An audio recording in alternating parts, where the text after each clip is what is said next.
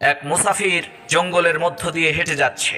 এমন সময় সে একটা সিংহকে রশি দিয়ে বাঁধা অবস্থায় দেখতে পেল। তখন সেই সিংহটা ওই মুসাফিরকে কাকুতি মিনতি করে বলতে লাগলো, ভাই মুসাফির, দয়া করে তুমি আমাকে মুক্ত করে দাও, তোমার এই উপকারের কথা আমি জীবনেও ভুলবো না।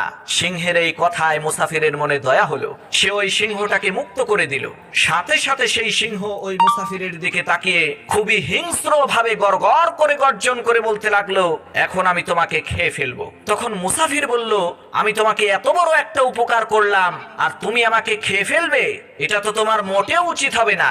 দুইজনের মধ্যে ঝগড়া শুরু হয়ে গেল। তখন দুইজন মিলে সিদ্ধান্ত নিল, চলো আমরা অন্য কারো কাছে যে এই বিষয়ে জিজ্ঞেস করি। কিছু দূর এগোতেই তারা একটা উটকে পেয়ে গেল। তাদের দুজনের সমস্ত ঘটনা শোনার পর উট বলে উঠল, মানুষ এমন একটা নিমকহারাম জাতি, সারাটা জীবন আমাদেরকে দিয়ে কাজ করায়, কিন্তু যখনই আমরা বুড়ো হয়ে যাই তখন আমাদের